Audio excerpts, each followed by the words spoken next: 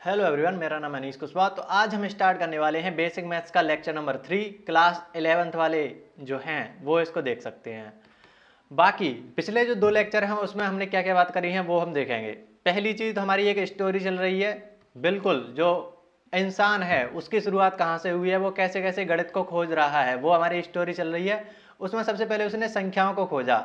तो संख्याएं कई कई तरह की उसे मिलती गई, तो उन सारी संख्याओं को वो देखता गया कि संख्याएं वास्तविक संख्या होती हैं, काल्पनिक संख्या होती हैं, फिर वास्तविक में परिमेय और अपरिमेय संख्या होती हैं, फिर परिमेय में पूर्णांक संख्या होती हैं, पूर्णांक से फिर पूर्ण संख्या निकलती हैं, फिर प्राकृत संख्या निकलती हैं। फिर उन्हीं ये जो इतनी सारी संख्या निकल के आई उन्हीं में हमने कुछ पैटर्न ढूंढा।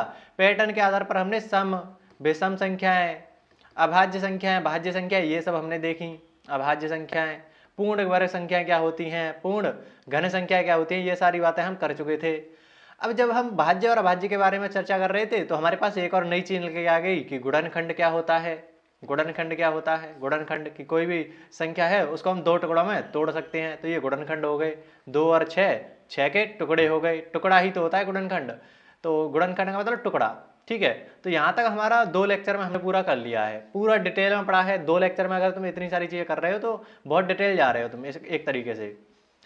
अब ये जो गुणनखंड है वहां से हमें आगे की स्टोरी चालू करनी है। ठीक है, तो गुणनखंड थोड़ा सा इस पर चर्चा करेंगे।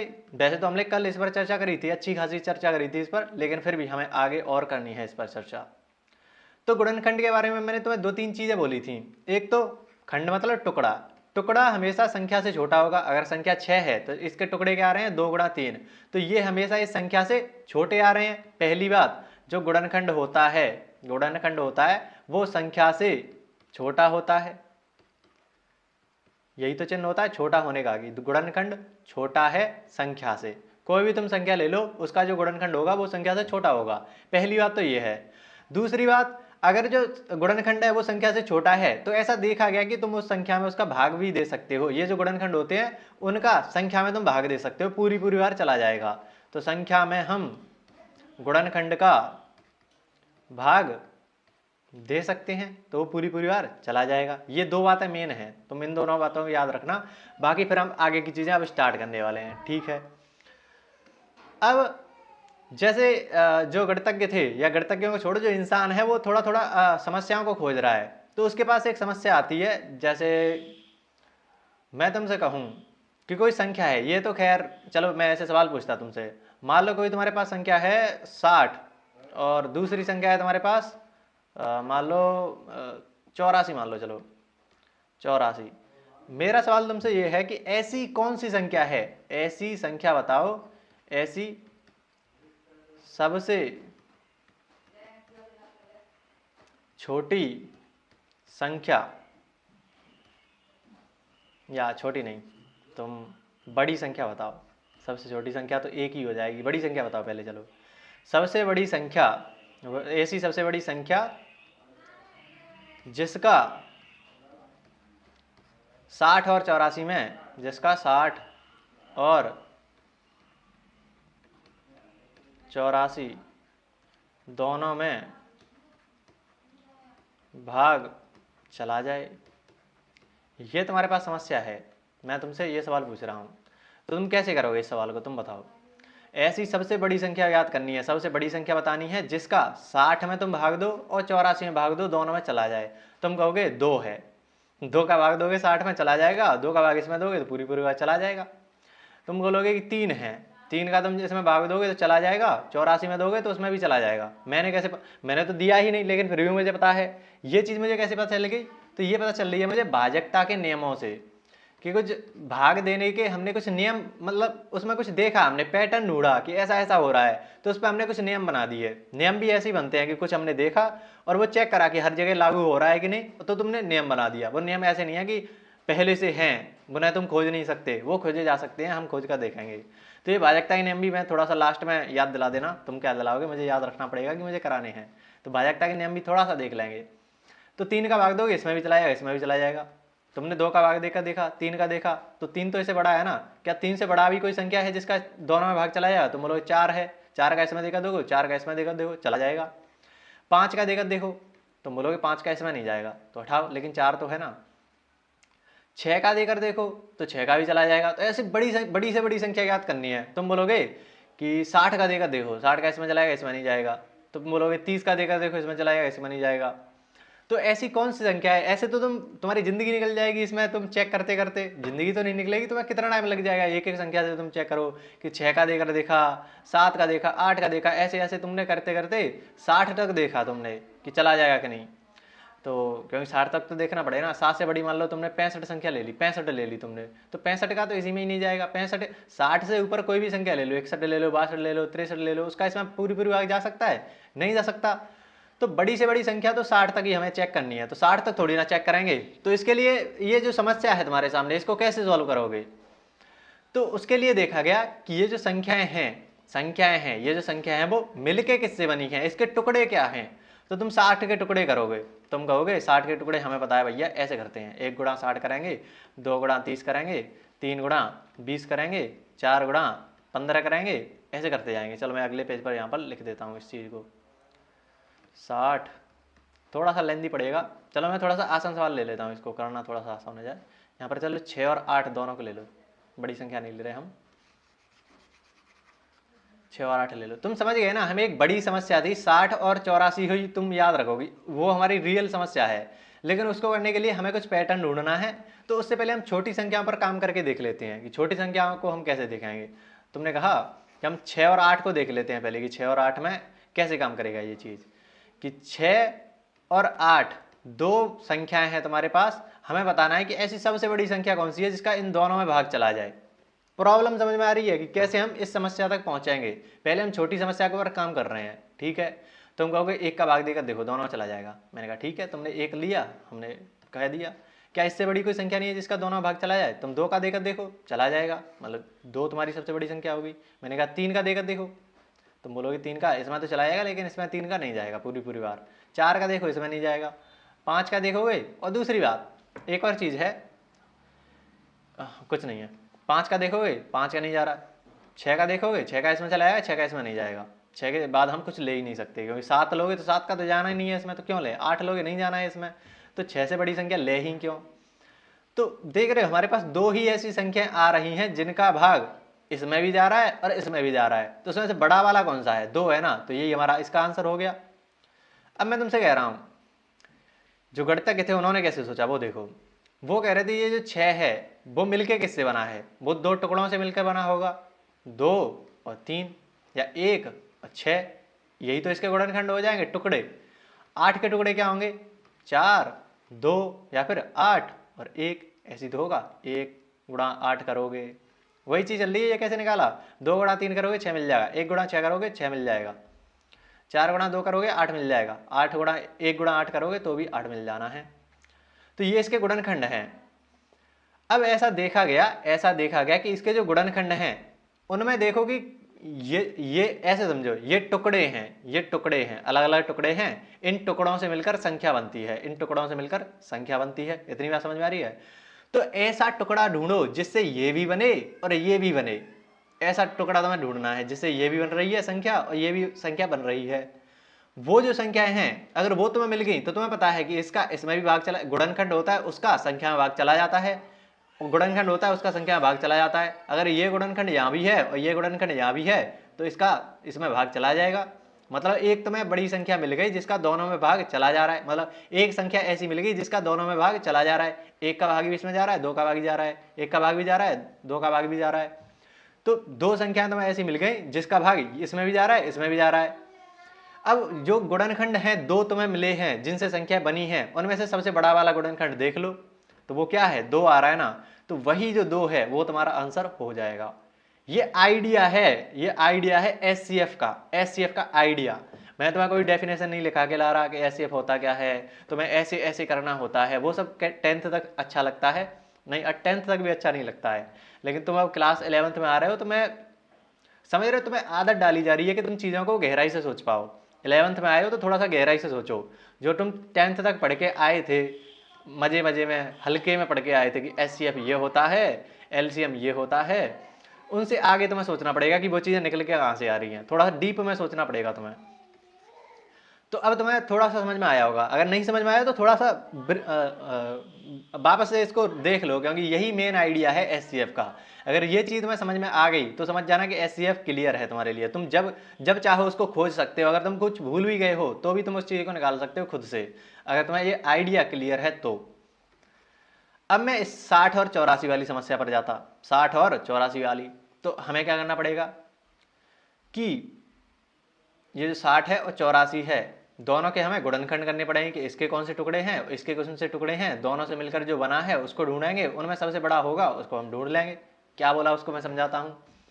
तो जैसे एक 60 के मैंने गुणनखंड करे तो 1 गुणा 60 लिख सकते हो, फिर 2 गुणा 30 लिख सकते हो, 3 गुणा 15 लिख सकते हो, 4 गुणा कितना हो जाएगा 4 हैं 15 नहीं आएगा, 3 का भाग दोगे 20 आएगा, 4 का भाग 15, 5 का दोगे तो कितना आएगा 12 पंजे 60, गुणा है ये चिन्ह। फिर 6 का दोगे तो 10 आएगा, 7 का दोगे नहीं जाएगा, 7 के में कोई यहाँ पर नहीं आ रहा तो 7 का जा ही नहीं रहा। 8 का ट्राई करो तो 8 का दोगे 60 में तो 8 सत्ती 56, 8 8 64, 60 में पूरी बार नहीं जा रहा। 9 का दो, 10 का दो तो 10 का दोगे तो 10 छिक्के 60। तुम देखो ये जो चीज़ है वही तो मैंने यहाँ पर लिख दी है, 6 का गुणा 10 से करो या 10 का गुणा 6 से करो, बात तो एक ही है, तो हम इसको हटा देंगे, बात एक ही है तो इसको हटा देंगे, यहाँ तक हम जा रहे हैं। पैटर्न ढूंढो, पैटर्न, पूरा मैथ पैटर्न पर चलता है, ये मान के चलो तुम। 1 2 3 4 5 6 7 ऐसे मैं करता जा रहा हूँ, ठीक है। फिर तुम्हारे सामने उसका एक तरीके से हो क्या रहा है देखो, मैं अगर 1 का भाग दूं 60 में तो तुम्हें ये वाला मिल जाएगा, अगर मैं इस चीज़ का भाग दूं 60 में तो तुम्हें ये मिल जाएगा, अगर मैं 3 का भाग दूं 60 में तो तुम्हें ये मिल जाएगा, अगर 4 का भाग दूं 60 में तो 15 मिल जाएगा। ये पैटर्न ढूंढ पा रहे हो, यही है मैथ और कुछ नहीं है। 5 का भाग दोगे 60 में तो 12 मिल जाएगा, 6 का भाग दोगे 60 में तो 10 मिल जाएगा। इसी चीज से हम गुणनखंडन विधि पर पहुंचते हैं, गुणनखंडन विधि पर पहुंचते हैं। वो अभी रुक जाओ, तसल्ली से समझो। अभी हम क्या कर रहे थे, तो ये जो जितने सारे लिखे हुए हैं ना, ये जो जितने सारे यहाँ पर लिखे हुए हैं वो क्या हैं, 60 के गुणनखंड हैं, गुणनखंड हैं, गुणनखंड हैं, ठीक है। और हाँ ठीक है, अब 84 है, 84 के तुम गुणनखंड करो, 84 के तुम्हें गुणनखंड करने तो 1 गुणा 84 लिखोगे, फिर 2 गुणा यहाँ पर कितना आएगा, अब तुम्हें बताया कि 2 का भाग 84 में देते हैं वही यहाँ पर आता है, तो 2 का भाग तुमने 84 में दिया तो 2 भाग तो देते हैं ना, पहले 8 में दिया 4 आया, फिर 4 में दिया तो 2 आया, 42 यहाँ पर आ जाएगा 42। फिर 1 2 3 का भाग कर देकर देखेंगे, ये तुम्हें थोड़ी सी फील नहीं आ रही कि 84 में हम क्या करते हैं, 1 का भाग देकर देखा, 2 का देखा, 3 का देखा, 4 का देखा, तो ऐसे करते करते ही वो चीज़ निकल के आती है, वो ऐसे ही निकल के आती है। तो 3 गुणा हम करेंगे तो 3 दूनी 6, इसमें हम 3 का भाग दे रहे हैं, 3 दूनी 6, 2 हासिल बचेगा तो 2 यहाँ पर लिखा, और 38 24 तो यहाँ पर 28 आ जाएगा। समझ रहे हो कि कैसे आ रहे हैं ये। 4 का भाग दिया तो 4 दूनी 8, 4 एकम 4, 5 का दिया नहीं जाएगा, 5 का क्यों नहीं गया मैंने कैसे बता दिया, भाजकता के नियम, लास्ट में बात करूंगा इस पर, ठीक है। अभी समझ जाओगी, मैं सिंपल भाग दे रहा हूँ इसमें। 5 का नहीं जा रहा, 6 का देखा देखोगे तो 6 एकम 6, 2 हासिल बचेगा, 6 चौके 24, तो 6 एकम 6, 6 चौके 24, ठीक है। यहाँ पर 84 ही है ये। अब 7 का देखा मैंने, 7 एकम 7 और 7 दूनी 14, तो 7 एकम 7, 7 दूनी 14, 12 सत्ते 84। 8, 8 एकम 8 नहीं जा रहा, 9, 9 नाम 81, 10 नहीं जा रहा, 11 नहीं जा रहा, 12, 12 सत्ते 84, देख रहे हो वही चीज़ आ गई यहाँ पर। 7 गुणा 12 करो या 12 गुणा 7 करो, बात एक ही है, तो इसको हम हटा देंगे। हमारे पास इतने सारे गुणनखंड आ चुके हैं, ये जो हैं इतने सारे गुणनखंड आ चुके हैं। अब गुणनखंड का मतलब क्या होता है, जिसका हम संख्या में भाग दे सकते हैं। हमें क्या बताना है, सबसे बड़ी संख्या, सबसे बड़ी संख्या जिसका 60 और 84 दोनों में भाग चला जाए। हमारी समस्या ये है। अब ये चीज समझो, हमने ये गुणनखंड करे भी क्यों, ये भी तुम समझो। गुणनखंड का मतलब क्या होता है? जिसका संख्या में भाग चला जाता है। ये बात मैंने यहाँ पर भी लिख दी थी कि संख्या में गुणनखंड का भाग पूरी पूरी बार चला जाता है। तो हमें भाग ही तो देना है, जो संख्या हमें सबसे बड़ी संख्या बतानी है जिसका संख्या में भाग चला जाए। तो भाग जाता किसका है? गुणनखंडों का ही तो भाग जाता है उस संख्या में, और किसी भी संख्या का भाग नहीं जाता। जो गुणनखंड होते हैं उसी का संख्या में भाग जाता है। इसीलिए हमने जो गुणनखंड है वो निकाले, क्योंकि हमारा जो आंसर आएगा वो आएगा तो इन्हीं में से, क्योंकि गुणनखंड का ही संख्या में भाग जाता है। तो अगर ये कह रहा है कि दोनों में भाग जाना है उस संख्या का, तो वो गुणनखंड ही होगा। तो हमने दोनों ही दोनों गुणनखंड निकाले। तो अब तुम्हें देखना है कि जो गुणनखंड इसमें भी हो वो इसमें भी होना चाहिए, क्योंकि उसका इस संख्या में भी भाग देना है हमें और 84 में भाग देना है। तो इधर जो है वो इधर भी देखना है तुम्हें। तुम कहोगे एक इधर भी है, एक इधर भी है, दो इधर भी है, दो मैं अलग उससे ले लेता हूं, एक इधर भी है, एक इधर भी है, दो इधर भी है, दो इधर भी है, तीन इधर, तीन इधर, चार इधर, चार इधर, पांच इधर है लेकिन पांच उधर नहीं है, छह इधर है, छह इधर भी है। और देखो इनमें से कुछ दिख रहा है इधर, 12 इधर है, 12 इधर है, 15 इधर है, 15 नहीं है, 20 इधर है, नहीं है, 30 60 ऐसा कुछ नहीं है यहाँ पर। तो ये जो इतनी सारी संख्याएं हैं, 1 2 3 4 5 6 और 12, ये जो संख्याएं हैं उनका इसमें भी भाग जा रहा है और इसमें भी भाग जा रहा है। इसमें से सबसे बड़ी संख्या तुम्हें बतानी है, तो सबसे बड़ी संख्या कौन सी है? 1 2 3 4 6 12, 12 ही तो सबसे बड़ी संख्या है। तो यही जो है वो तुम्हारा आंसर हो जाता है। अब आ जाओ तुम मेन चीज पर। ये जो इतना हम कुछ कर रहे थे ना, इस समस्या को जो गणितज्ञ हैं उन्होंने नाम दे दिया। नामकरण करने में तो वो माहिर हैं, उन्होंने नाम दे देंगे और उसका कुछ प्रतीक वगैरह बनाएंगे। तो उन्होंने इस चीज को नाम दिया। देखो क्या हो क्या रहा है कि तुमने सबसे पहले क्या करा, इसके गुणनखंड करे। ये जो संख्या है उसका सबसे पहले तुमने क्या करा? गुणनखंड करा है। सबसे पहले तुमने क्या करा? गुणनखंड करा है। सबसे पहले तुमने गुणनखंड करा है। फिर दूसरी चीज हमने क्या करी कि जो संख्या इधर है वही संख्या इधर भी होनी चाहिए। तो एक तरीके से तुमने कॉमन ढूंढा कि इधर जो संख्या है वो इधर भी कॉमन होनी चाहिए। तो दूसरी चीज तुमने क्या करी, ये कॉमन ली है। कॉमन को हिंदी में बोलते हैं उभयनिष्ठ। कॉमन को हिंदी में क्या कहते हैं? उभयनिष्ठ। तो फिर तुमने उभयनिष्ठ लिया है। फिर क्या करा है, जो कॉमन आए हैं उनमें से सबसे बड़ी संख्या तुमने ली है। सबसे बड़े को क्या कहते हैं? महत्तम, उच्चतम, महत्तम या उच्चतम कुछ भी बोलो। ये क्या है? हाईएस्ट कॉमन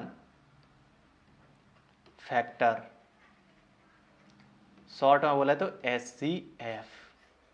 समझ में आया कि कहां से निकल के आ रहा है? ऐसे ही हम डायरेक्ट SCF पर क्यों इसकी जरूरत भी कैसे पड़ रही है वो समझ में आया होगा तुम्हें। अब इतने सारा कुछ करने पर हमें ये चीज समझ में आई कि SCF की जरूरत भी क्यों पड़ रही है और वो निकल के कहां से आई, इसका नाम भी ऐसा क्यों पड़ा।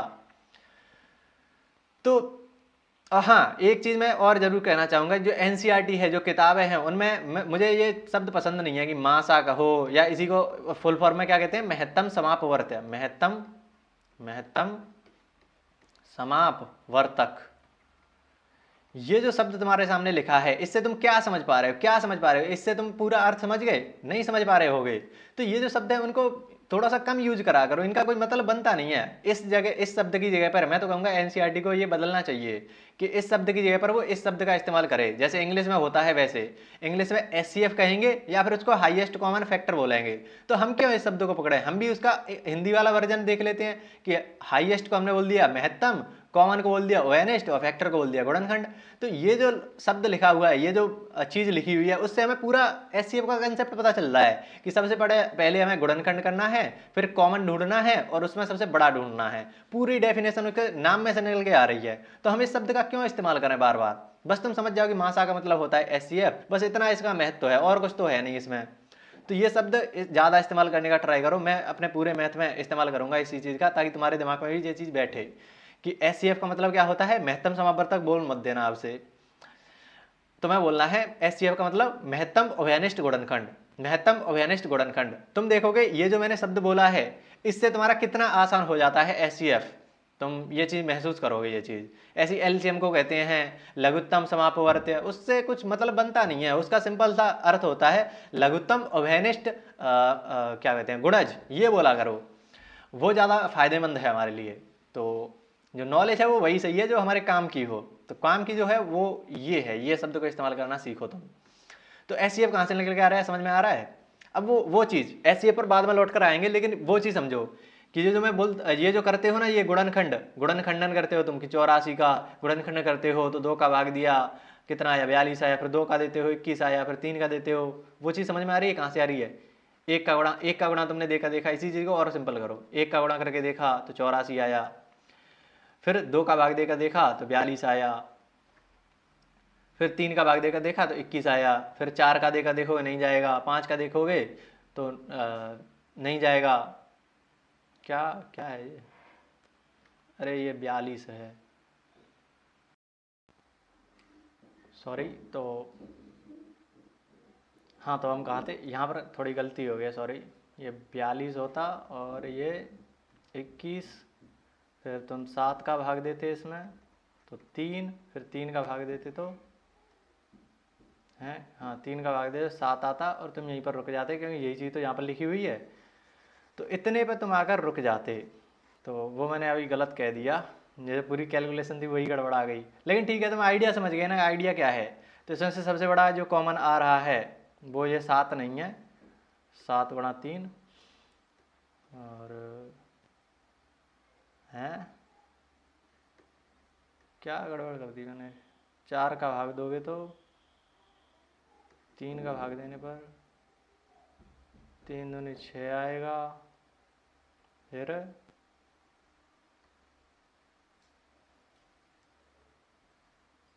2 38 24 28 आ रहा है।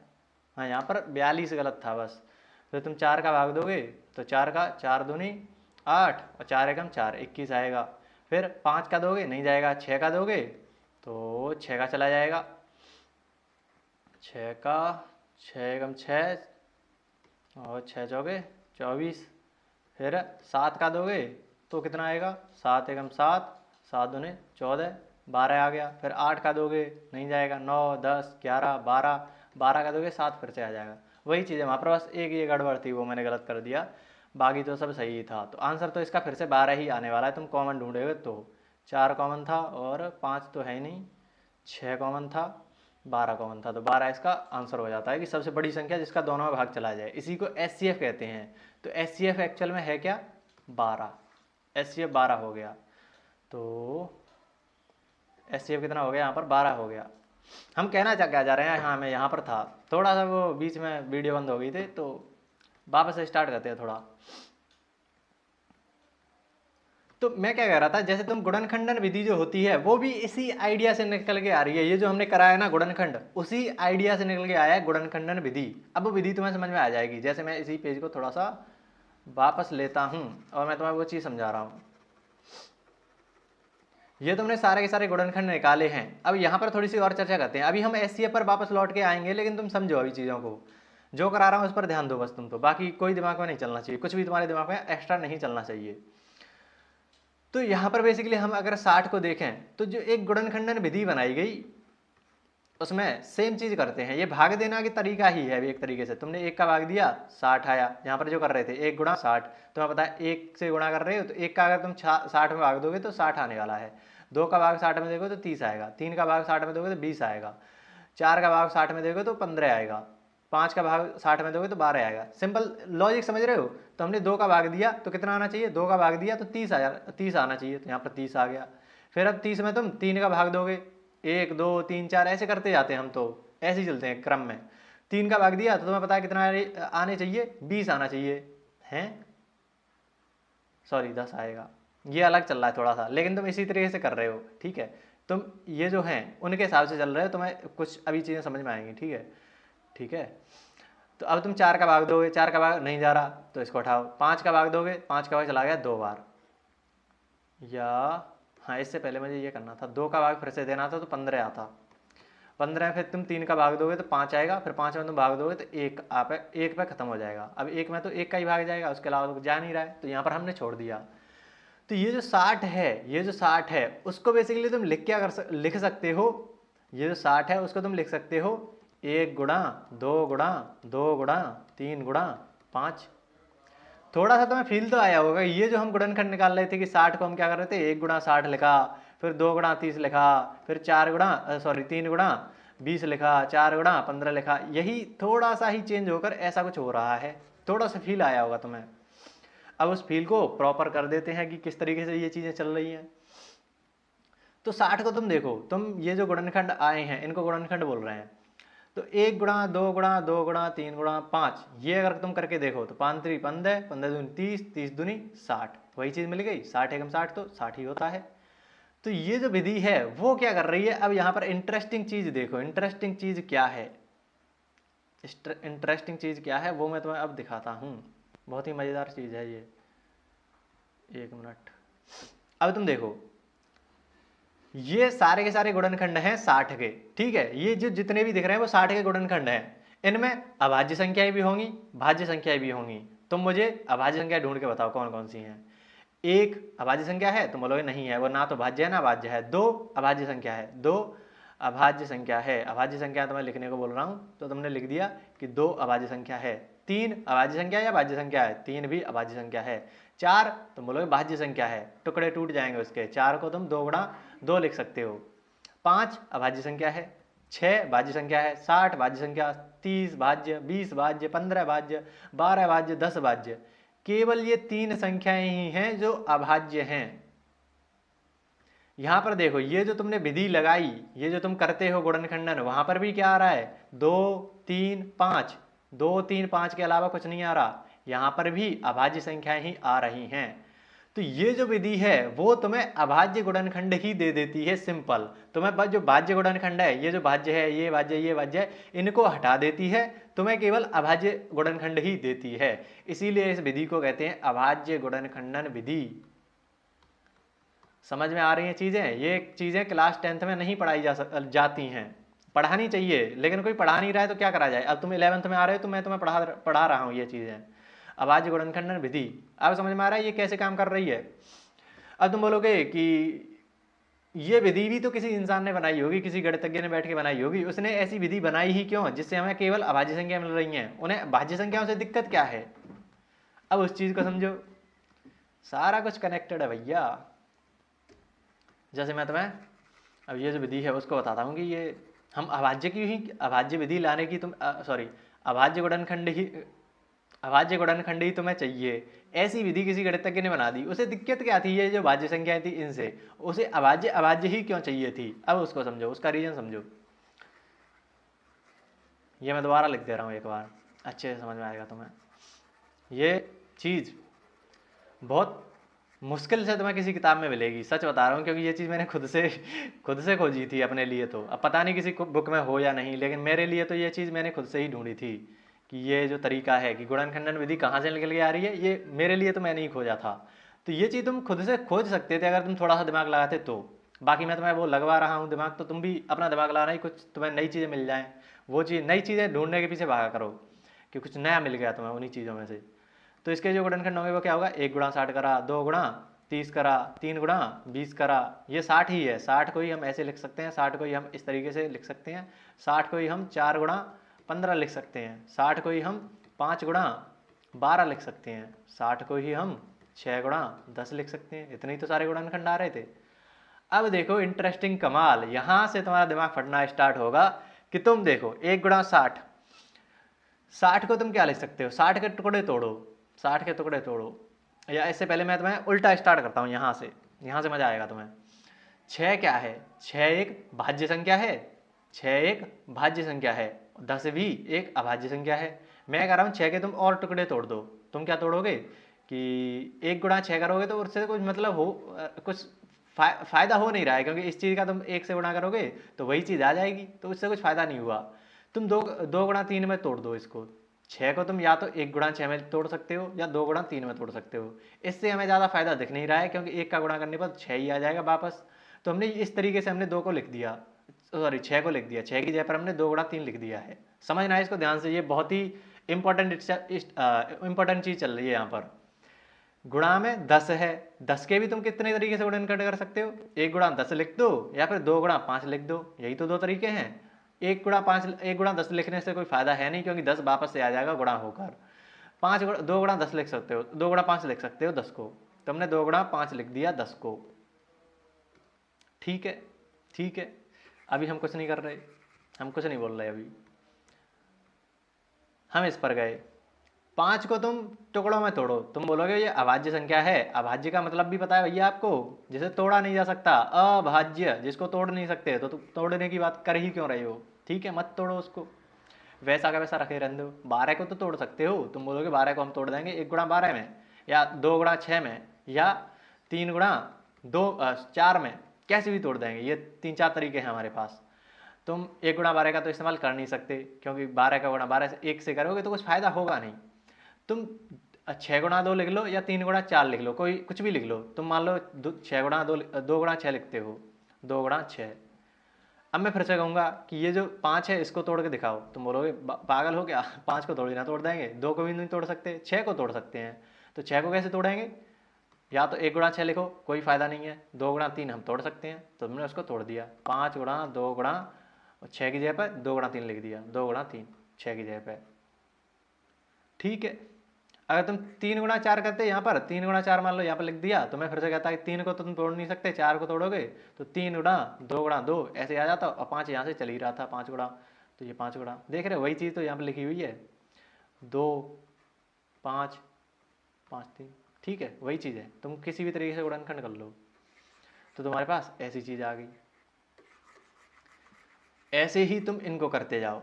4 को तोड़ो 2 गुणा 2, 15 को तोड़ोगे 5 गुणा 3 में, 3 को तोड़ नहीं सकते, 20 को तोड़ोगे 2 गुणा 10 में, फिर 10 को भी तुम तोड़ दोगे किस में, 5 गुणा 2 में। 30 को तोड़ो, 2 को तोड़ नहीं सकते, 30 को तोड़ोगे 3 गुणा 10 में, 10 को तोड़ देगे 5 गुणा 3 में, 5 गुणा 2 में। 60 को तो तुम क्या ही करोगे, 60 को तो तुम पूरा तोड़ना पड़ेगा कि 2 गुणा 30 करा तुमने पहले, फिर 30 को फिर से तोड़ दिया 15 गुणा 2 गुणा 15 में, फिर 15 को तुमने फिर से तोड़ दिया 5 गुणा 3 में। दिख रहा है कुछ? ये जो चीज़ें हैं, अब देखना तुम, ये जो चीज़ है, ये जो चीज़ है, ये जो चीज़ है, ये जो चीज़ है, ये जो चीज़ है, और ये जो चीज़ है, क्या वो अलग अलग है या वो सेम है? तुम बोलोगे भैया देखते हैं क्या है। यहाँ पर 2 है, 2 है, 5 है, 3 है, 2 2 3 5, 2 2 3 5, 2 2 3 5, 2 सॉरी यहाँ पर है 2 2 3 5, 2 2 3 5। ये जो सारी चीज़ें लिखी थी वो असल में एक ही निकल के आ रही हैं। दूसरी बात, हम कर क्या रहे थे, टुकड़ों में तोड़ रहे थे। टुकड़ों में तोड़ते तोड़ते तोड़ते ये जो संख्या मिल रही हैं वो क्या आ रही हैं, जिनको तुम और नहीं तोड़ सकते। यहाँ पर 6 था, 6 को तुमने और तोड़ दिया, लास्ट में क्या बच रहा है, जिनको तोड़ नहीं सकते उनको क्या कहते हैं, अभाज्य हैं ये। लास्ट में अभाज्य तक हम पहुंच गए। जितनी भी भाज्य संख्याएं थी, जितनी भी भाज्य संख्याएं थी, उनको तोड़ते तोड़ते तोड़ते हम अभाज्य संख्या में पहुंच गए। तो अब जो एलसीएम एचसीएफ का कंसेप्ट चलता है उसमें क्या कहते हैं हम, कि 72 को भी ऐसे ही तोड़ दो तुम, या यहां पर पहले उसको समझ लो। ये क्या थी, ये जो 60 था उसके तुम गुणनखंड कर रहे हो, 60 के गुणनखंड अब आखिर में क्या निकल के आ रहे हैं, ये जो तुमने गुणनखंड करे हैं उसको भी और तुमने टुकड़े कर दिए। गुणनखंड का मतलब और गुणनखंड कर दिए, इनके भी गुणनखंड कर दिए, ये जो 20 था उसको भी और गुणनखंड कर दिए। तो फिर 60 के टोटल गुणनखंड क्या निकल के आ रहे हैं, 2 गुणा 2 गुणा 3 गुणा 5, यही तो अब इसके गुणनखंड आ रहे हैं। तो या तो बोलो कि ये सारे इसके गुणनखंड है, या तुम बोल दो कि ये इसके गुणनखंड है, बात एक ही है। आसान कौन सा पड़ेगा हमारे लिए, ये पड़ेगा ना कि कम गुणनखंडों में हमारा काम चल गया। ये तो ज़्यादा गुणनखंड हमें बताने पड़ रहे थे कि 1 2 3 4 5 6 7, 7 नहीं 60 30 20 15 12 10, ये इतने सारे, ये जो 12 गुणनखंड है वो हैं। अब यहाँ पर तुम कह रहे हो कि केवल 4 गुणनखंड है। दूसरी बात, ये जो चारों के चारों हैं वो कैसे गुणनखंड हैं, अभाज्य गुणनखंड हैं। अब इधर आ जाओ, ये जो तुमने गुणनखंडन विधि लगाई थी, अभाज्य गुणनखंड विधि, वहां पर भी क्या आ रहा है, 2 2 3 5, 2 2 3 5, समझ गए। ये जो गुणनखंडन विधि है वो बनाई क्यों गई है, क्योंकि हम कोई भी संख्या हो उसको अभाज्य गुणनखंडों में व्यक्त कर सकते हैं। ये क्या है, एक भाज्य संख्या है ना, ये जो भाज्य संख्या है उसमें उसको तुमने देख रहे हो अभाज्य संख्याओं के गुणनफल में बदल दिया। इसी को कहते हैं अंकगणित की आधारभूत प्रमेय। तुम्हें वो परिभाषा लिखाई जाती होगी, लंबी लंबी लाइनें लिखाई जाती होंगी, अंकगणित की आधारभूत प्रमेय क्या है, लेकिन वो असल में इतनी ही सी बात कहती है कि कोई भी भाज्य संख्या हो उसको अभाज्य संख्याओं के गुणनफल में लिखा जा सकता है। ये है अंकगणित की आधारभूत प्रमेय। यहीं से तुम्हारी अभाज्य गुणनखंडन विधि निकल के आती है और यहीं से तुम्हारा एचसीएफ निकल के आता है। सारी चीजें कनेक्टेड हैं, बस तुम देखते नहीं हो कि ये सारी चीजें कनेक्टेड हैं या नहीं। आज तुम्हें पहली बार समझ में आई होंगी ये चीजें। तो तुम्हें 11th में क्या होने वाला है उसका थोड़ा सा आइडिया लग गया होगा कि हम डीपनेस में जाने वाले हैं, डीप में जाने वाले हैं, गहराई से एक एक चीज को समझने वाले हैं और कुछ नहीं। तो ये होता है एचसीएफ का कंसेप्ट। सिंपल अगर तुमसे मैं पूछूं, अब आ जाओ। और हाँ, एक और चीज मैं बताने वाला था कुछ, कि वही चीज तुम वापस से इसी एग्जांपल जाओ कि 60 और 84 सबसे बड़ी संख्या जिसका 60 और 84 दोनों में भाग चला जाए। अब इसी समस्या को मैं दोबारा से अगर तुम्हारे सामने सॉल्व करूं कि 60 और 84 दोनों में सबसे बड़ी संख्या जिसका दोनों में भाग चला जाए, तुम क्या करोगे? इन दोनों के अभाज्य गुणनखंड निकाल दो, उसी से तुम्हारा काम चल जाएगा। तुम्हें सारे गुणनखंड लिखने की जरूरत नहीं है कि 1 गुणा 60 कर रहे हो, 1 गुणा 60 कर रहे हो, 2 गुणा 30 कर रहे हो, 30 गुणा 10 कर रहे हो, सॉरी 30 गुणा 20 कर रहे हो। ये इतने सारे करने की जरूरत है नहीं। तुम सिंपल अभाज्य गुणनखंड निकाल लो, उसी से तुम्हारा सारा काम चल जाएगा। उसी के कॉम्बिनेशन से ये बनते हैं। जैसे 30 है तो बस किसके कॉम्बिनेशन से बन रहा है? 2 गुणा 2 गुणा 2 गुणा 3 गुणा 5, इसके कॉम्बिनेशन से तुम 30 बना दिया।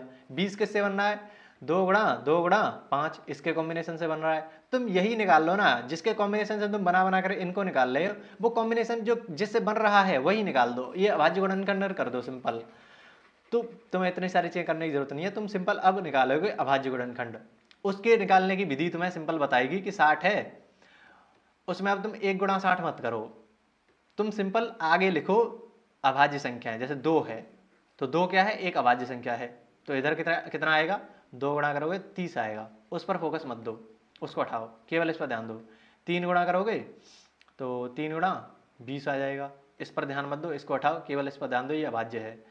4 का भाग दोगे तो 4 का देना मत, क्योंकि तुम्हें अभाज्य से मतलब है, तो इसको हटाओ। या सॉरी, मैं गलत बोल रहा हूँ, नहीं मैं सही बोल रहा हूँ, या मैं गलत बोल रहा हूँ। इस तरीके से करना, तुम सिंपल पहले की तरह ही करना। 1 गुणा 60 करा तुमने, 2 गुणा 30 करना, 3 गुणा 20 करना, 4 गुणा 15 करना, 5 गुणा 12 करना, 6 गुणा 10 करना, 7 गुणा 8 9 10 और क्या बच रहा है? 10 गुणा 6 गुणा 10 तक ये तो आएगा। अब ये जितने आ रहे हैं उनमें से तुम्हें अभाज्य संख्या छांटनी है। तो 2 आएगा, 3 आएगा, 4 तो नहीं आएगा, 5 आएगा और कुछ नहीं आने वाला, इनमें से कुछ नहीं आने वाला। तो देख रहे हो, ये जो बाद वाली संख्याएं आती हैं उनको तो सीधा सीधा तुम हटा ही सकते हो। और ये जो आ रही है उसमें से एक से भी स्टार्ट करने की जरूरत नहीं है, तुम तो 2 से स्टार्ट करो सीधा, क्योंकि 2 ही अभाज्य संख्या होती है। 4 का भी भाग देने की जरूरत नहीं है, यहाँ 15 है, 4 का भी भाग देने की जरूरत नहीं है, तुम सीधा जो अभाज्य संख्या है उनका भाग दो। 6 भी भाज्य संख्या है, उसको भी हटाओ। ये जो इधर वाले थे वो तो तुमने पहले ही हटा दिए, बच क्या रहा है? वही तुम्हारे अभाज्य गुणनखंड है। यही जो विधि है उसको ही उन्होंने थोड़ा सा अच्छे से लिखने का तरीका उन्होंने बता दिया गणितज्ञों ने, कि इसको ऐसे कर लिया करो। 60 है उसमें तुम अभाज्य संख्याओं का भाग देते जाओ, 60 का भाग दोगे 30 आएगा, फिर 30 को फिर टुकड़ा में तोड़ो। तोड़ने का वही मतलब है, 60 को तुमने कर दिया 2 गुणा 30, फिर 30 को तुमने और तोड़ दिया, तो 2 गुणा 15, पूरा गेम समझ जाओगे इससे ही। 2 गुणा 30 करा, फिर 30 को तुमने फिर तोड़ा, ये जो 30 है उसको तुम फिर से तोड़ोगे, तो क्या तोड़ोगे? 2 गुणा 30 को कैसे तोड़ोगे? 2 गुणा 15 लिख सकते हो, 2 गुणा 15 तोड़ा, तुमने 2 का भाग दिया 30 में तो 15 आ गया। फिर 15 को तुम और तोड़ोगे, 15 को तुम और तोड़ोगे तो 3 गुणा 5 में लिख सकते हो, तो 2 गुणा 3 गुणा 5 लिख दोगे। 15 को 3 गुणा 5 लिख दिया, 3 का भाग दिया 5 आया, 5 का भाग दिया 1 आया। ये जो आ रहे हैं क्या वो सेम है? क्या वो सेम है? अभाज्य गुणनखंडन विधि इसी तरीके से निकल के आई है। तुमने 60 के गुणनखंडन निकाल दिए इस तरीके से, ये जो है इन्हीं को तुम लिख सकते हो अलग से, कि 60 के तुमने अभाज्य गुणनखंड करे।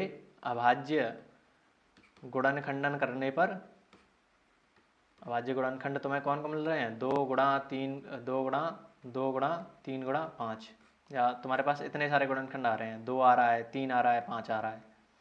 ठीक है, दूसरी बात, इस तरीके से तुम लिखना सीख जाओगे। 60 बराबर होगा इन सभी का गुणा करने पर तुम्हें 60 मिल जाएगा, 2 गुणा 2 गुणा 3 गुणा 5, इस तरीके से तुम लिख लिया करो सिंपल। अब ऐसे तुम्हें अब कौन सा संख्या थी, 84 थी, हमें 84 थी, 84 के भी तुम अभाज्य गुणनखंड करो। 84 2 का भाग दिया 42 आया, 2 का भाग दिया 21 आया, 3 का भाग दिया 7 आया, 7 का भाग दिया 1 आया। ये सब तो करना आता होगा तुम्हें, मैं लेकिन अंदर की बात बता रहा हूँ अभी। ये सब तो तुमने बचपन से करते आ रहे हो, तो अभ्यास तो तुम्हें होगा ही इसका। नहीं आता तो अब सीख लो कि 2 से स्टार्ट करो फिर देते जाओ। अभाज्य संख्याओं का तुम्हें भाग देना है, क्योंकि अभाज्य गुणनखंडन कर रहे हैं तो अभाज्य संख्याओं का भाग देना है। अभाज्य संख्या क्या होती है वो पिछली क्लास में मैं तुम्हें सारी लिस्ट लिखा के आ चुका हूँ, तो अगर वो भी तुम्हें नहीं पता तो तुम गड़बड़ फिर से कर रहे हो। तुम्हें वो चीज़ें रिवाइज करनी है, अच्छे से रिवाइज करनी है, नहीं तुम फिर से वही 60 70 80 के लूप में फंस जाओगे। इतने ही नंबर तुम्हारे वापस से आने वाले हैं, कुछ नहीं बदलेगा पूरी साल अगर तुम वापस से उन्हीं चीज़ों को ढंग से नहीं कर रहे हो तो। अभाज्य संख्या क्या होती है, 2 3 5 7 11 13, ये मैंने लिस्ट लिखाई थी वो तुम्हें याद है। तो 2 3 5 ऐसे शुरुआत करा करो। 2 का भाग दिया, 2 का भाग दिया, 3 का दिया, 7 का दिया, समझ रहे हो। तो 72 को क्या लिख सकते हो, 2 गुणा 2 गुणा 3 गुणा 7, तो बेसिकली 84, 72 नहीं 84। 84 के कितने सारे गुणनखंड आ गए, 3 इसके गुणनखंड आएंगे, 2 3 7, ये इसके गुणनखंड है। एचसीएफ का मतलब क्या होता है, एचसीएफ का मतलब क्या होता है, हिंदी में लिखा करो। एफ का मतलब फैक्टर, फैक्टर का मतलब गुणनखंड, मीनिंग भी याद करते जाओ साथ में। गुणनखंड, कॉमन का मतलब उभयनिष्ठ, उभयनिष्ठ। हाईएस्ट, एच का मतलब महत्तम, महत्तम। तुमने गुणनखंड कर लिए, तुमने सारे के सारे गुणनखंड कर लिए। इसके 2 3 5 आ रहे हैं, इसके 2 3 7 आ रहे हैं, या इस तरीके से लिखे रहने दो, ठीक है, इस तरीके से लिखे रहने दो। तुमने 60 और 84 के गुणनखंड कर लिए हैं। दोनों में कॉमन ढूंढो। तुम ढूंढोगे कि 2 ये यहाँ पर भी कॉमन है, यहाँ पर भी कॉमन है, 2 यहाँ पर भी कॉमन है, 2 यहाँ पर भी कॉमन है, 3 यहाँ पर कॉमन है, 3 यहाँ पर कॉमन है, 5 यहाँ पर नहीं है, 5 यहाँ पर नहीं है, तो ये सब कॉमन है। कॉमन गुणनखंड निकाल लिए। गुणनखंड क्या क्या आ रहे हैं, 2 आ रहा है, 3 आ रहा है, 5 आ रहा है। दूसरे वाले में 2 आ रहा है, 3 आ रहा है, 7 आ रहा है। कॉमन ढूंढा तो कॉमन मिल रहे हैं 2 और 3। 2 कॉमन आ रहा है और 3 कॉमन आ रहा है, 2 3 2 3 2 3 2 3, यही तो कॉमन आ रहे हैं। 5 और 7 कॉमन नहीं आ रहे, तो कॉमन तुमने ले लिए। अब ये जो कॉमन आए हैं उनमें सबसे बड़ा कौन सा है, 2 और 3 में से कौन सा बड़ा है, तुम कहोगे 3 बड़ा है, तो ये जो 3 है वही तुम्हारा एचसीएफ हो जाता है। आ गया समझ।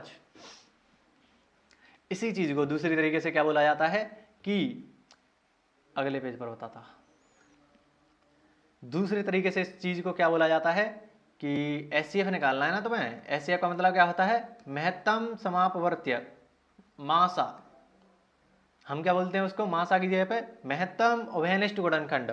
गुणनखंड आ गया, गुणनखंड का मतलब क्या होता है, टुकड़े, टुकड़े मतलब छोटे, तो हमें छोटी छोटी घातें लेनी है, छोटी घातें लेनी है, छोटी घातें लेनी है। गुणनखंड का मतलब टुकड़े। इसी तरीके से पूरा फ्लो याद रखो, टुकड़े, टुकड़े होता है छोटा, तो हमें छोटी छोटी घातें लेनी होती है। तो हमें सिखाया जाता है कि ये जो दो बार आया है तो इसको लिख दो 2 का स्क्वायर, 3 की पावर 1 है, 5 की पावर 1 है। ऐसे इधर क्या आ जाएगा, 2 की पावर 2 है, 3 की पावर 1 है, 7 की पावर 1 है। ये चीज़ ऐसे लिख दी, ये चीज़ ऐसे लिख दी, और छोटी छोटी घातों को ले लो, तुम्हें एचसीएफ मिल जाएगा। ये बातें तुम्हें सिखाई जाती हैं। अब समझ में आ रहा है कि वो क्यों बोला छोटी छोटी घातें क्यों लेनी है, क्योंकि गुणनखंड होते हैं टुकड़े, टुकड़े होंगे छोटे, छोटी छोटी घातें लेगो तो तुम्हें छोटा संख्या मिलेगी। अभी तुम्हें और जो एलसीएम आएगा वहां पर बड़ी बड़ी घातें क्यों लेते हैं वो भी तुम्हें समझ में आ जाएगा। अब तुम खुद से ढूंढ सकते हो उसको, वो थोड़ा सा मुझे बताना पड़ेगा बस। बाकी जितना मैंने इतना दिमाग लगा के तुम्हें समझाया है उतना ही तुम्हें उसमें भी दिमाग लगाना है। तो एचसीएफ कैसे आएगा, छोटी छोटी घातें ले लो। 2 की पावर 2 है, इधर भी 2 की पावर 2 है, तो इसमें से छोटा है ही नहीं कुछ, 2 की पावर 2 हमें लेना ही होगा। 3 की पावर 1 इधर है, 3 की पावर 1 उधर है, तो 3 की पावर 1 ही लेना पड़ेगा, क्योंकि ऐसा तो है नहीं कि यहाँ पर 3 की पावर 2 होती और उधर 1 होती तो हम 1 वाले को ले लेते। लेकिन यहाँ पर तो दोनों जगह 3 की पावर 1 है, यहाँ पर 7 की पावर 1 है और इधर 7 की पावर है ही नहीं। 7 की पावर है ही नहीं तो 7 की पावर 0 मान लेते हैं, क्योंकि किसी भी संख्या का 0 पावर में 0 हो तो वो 1 होता है, और 1 का गुणा तुम किसी भी संख्या से कर दो वो उतना ही रहने वाला है, कुछ फर्क पड़ेगा नहीं। तो 7 की पावर 0 कर ली, तो 7 की पावर 0 और 7 की पावर 1 कौन सा छोटा है, छोटी घात किसकी है, 7 की पावर 0 की है, तो उसको ले लो। तो और फिर 5, 5 की पावर घात 1 इधर है और इधर है ही नहीं, तो 5 की पावर 0 यहाँ पर होगा, तो 5 की पावर 0 को ले लेंगे, क्योंकि 5 की पावर 1 और 5 की पावर 0 में छोटी घात किसकी है, 5 की पावर 0 की, 0 छोटा है ना, तो 5 की पावर 0। तो हमें पता है 7 की पावर 0 का मान 1 होता है, 5 की पावर 0 का मान 1 होता है, 1 का गुणा 1 से करो कुछ फर्क पड़ता नहीं, ये तुम्हारा एचसीएफ हो जाएगा। 2 का स्क्वायर कितना होता है, 2 गुणा 2, 3 कितना हो गया 3, तो 2 चौके 4, 4 3 12, 12 तुम्हारा HCF आ जाएगा। और यही चीज़ तो अभी थोड़ी देर पहले आ रही थी यहाँ से, यहाँ से पूरा कनेक्शन अब तुम्हें समझ में आ चुका है HCF का।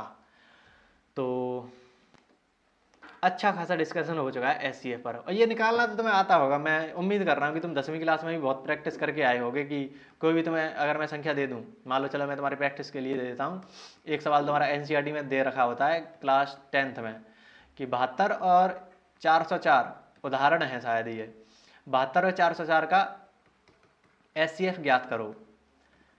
ये प्रैक्टिस के लिए तुम्हारे, करके दिखाओ इसको। HCF कैसे निकालेंगे, तुम सबसे पहले क्या करोगे, HCF की फुल फॉर्म लिखो, जो पूछा है उसकी फुल फॉर्म तो बता दो भैया एक बार, इतना ही कर दो बस, कुछ नहीं आ रहा तुम्हें तो HCF, F से पकड़ो फैक्टर, फैक्टर का मतलब क्या होता है भैया, गुणनखंड, तो हमने लिख दिया गुणनखंड। C का मतलब क्या होता है भैया, C का मतलब होता है कॉमन, कॉमन को हिंदी में कहते हैं उभयनिष्ठ। H का मतलब क्या होता है भैया, हाईएस्ट, हाईएस्ट को हिंदी में क्या कहेंगे, महत्तम, महत्तम। तो ये होता है HCF, ये हमें निकालना है। अब तुम्हें पूरा बात क्लियर हो जाएगी कि सबसे पहले तो तुम्हें गुणनखंड निकालना है। फर्स्ट स्टेप, पहला स्टेप जो 1 है, स्टेप 1 वो है गुणनखंड निकालना। गुणनखंड कौन से वाले, अभाज्य गुणनखंड निकाल लोगे तो उसी से हमारा काम चल जाता है। तो सबसे पहले तुम क्या करोगे, अभाज्य गुणनखंड निकालोगे, अभाज्य गुणनखंड तुम निकालोगे, अभाज्य गुणनखंड निकालोगे तो 72 के अभाज्य गुणनखंड करोगे इस तरीके से तो 36 आएगा, 2 18 2 9 3 3 3 3 1, तो ये सारे तुम्हारे अभाज्य गुणनखंड आ गए। ऐसे 404 के तुम सारे के सारे करोगे, 2 201 202 2 101 101 में 101 का भी भाग जाएगा। इस तरीके से तुमने गुणनखंड कर लिए। अब इनमें कॉमन ढूंढो, ये जो जितने सारे गुणनखंड आ रहे हैं उसमें उभयनिष्ठ ढूंढो, कॉमन ढूंढो।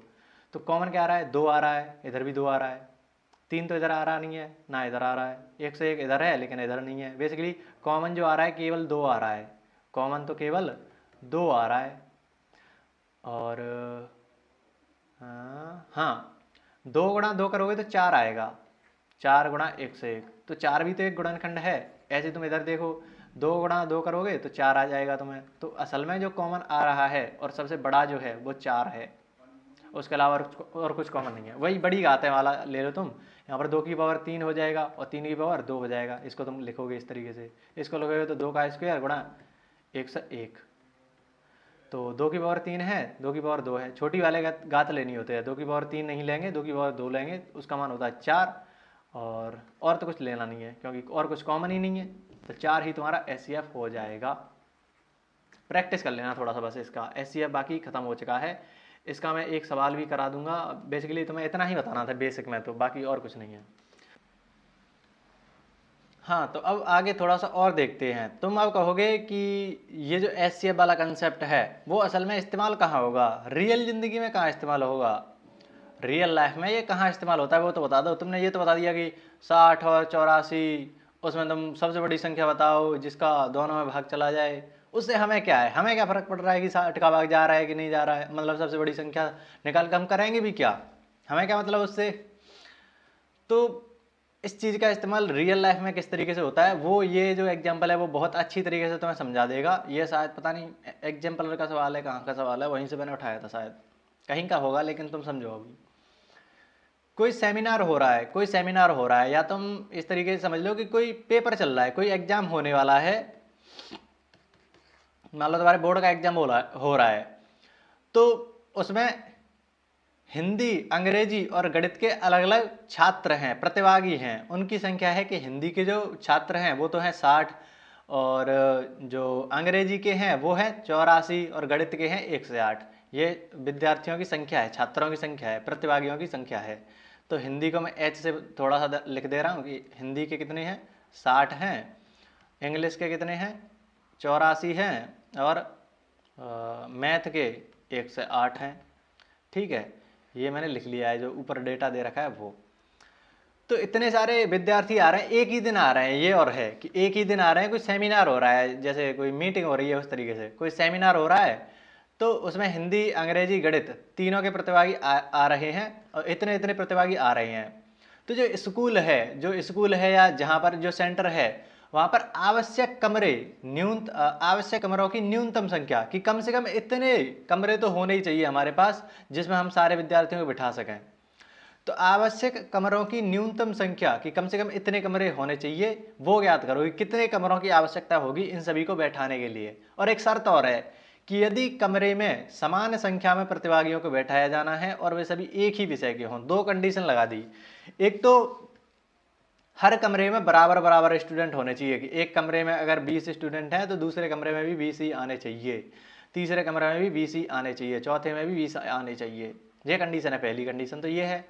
दूसरी कंडीशन उन्होंने ये लगा दी कि अगर इसमें 20 बच्चे हैं तो वो 20 के 20 हिंदी के होने चाहिए या 20 के 20 अंग्रेजी के हों या 20 के 20 गणित के हों, माने के एक ही विषय के सारे विद्यार्थी होने चाहिए। ये बात उन्होंने डाल दी, दो कंडीशन डाल दी हैं। अब इन दोनों कंडीशनों को ध्यान में रखते हुए तुम्हें बताना है कि हमें कितने कमरे चाहिए होंगे। रियल लाइफ की समस्या है, किसी सेंटर के पास अगर किसी, मान लो तुम्हारा कोई स्कूल है, तुम्हें बोर्ड का एग्जाम कराना है, तुम इसी तरीके से सोचोगे ना कि इतने सारे विद्यार्थी आने वाले हैं, कितने कमरों की हमें जरूरत पड़ेगी, उतने कमरे हम तैयार कर लें। यही तो रियल लाइफ का समस्या है ना ये, कि असल ज़िंदगी में ऐसा चीज़ें होती रहती हैं हमारे सामने। तो अब इसको कैसे सॉल्व करेंगे? तो अब तुम सोचना सीखो, ऐसे नहीं डायरेक्ट तुम एचसीएफ निकाल लो, काय को निकाल लो, वो से समझो कि कैसे तुम इस चीज़ को करोगे। तो एक चीज़ तो क्लियर है कि ये जो सारे के सारे विद्यार्थी आ रहे हैं, हमें इनको छोटे छोटे हिस्सों में, छोटे छोटे भागों में बांटना पड़ेगा, तभी तो अलग अलग कमरों में हम डालेंगे।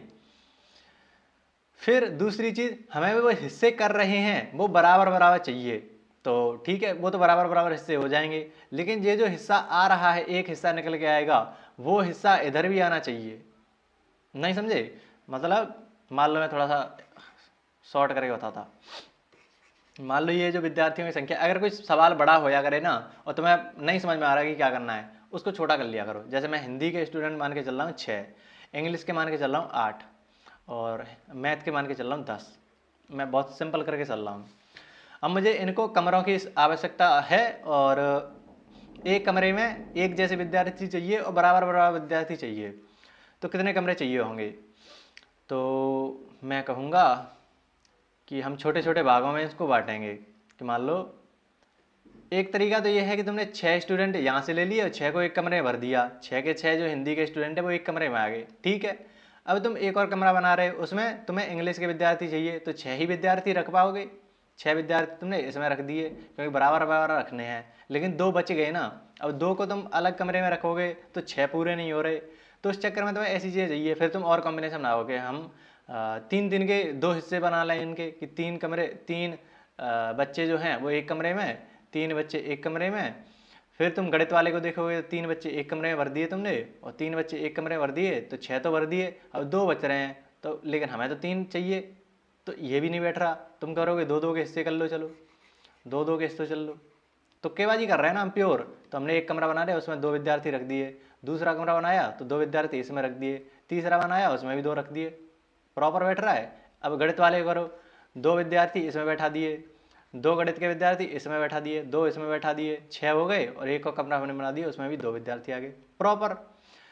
हर एक कमरे में 2 विद्यार्थी हैं, ये पहली कंडीशन होगी कि कमरे में समान संख्या में प्रतिभागियों को बैठाया जाना है, ठीक है। 2 बैठ रहे हैं, और हाँ इसमें हिंदी के ही हैं, इसमें भी हिंदी के ही हैं, इनमें केवल गणित के हैं, कोई और सब्जेक्ट नहीं है, तो ये हमारा प्रॉपर बैठ रहा है। ऐसे ही तुम इसको देखोगे तो 2 विद्यार्थी तुमने इसमें बैठा दिए, 2 इसमें, 2 इसमें, 2 इसमें, और एक और कमरा तुमने मान लो इधर बना दिया, तो ये 10 के 10 विद्यार्थी जो थे वो तुमने बैठा दिए।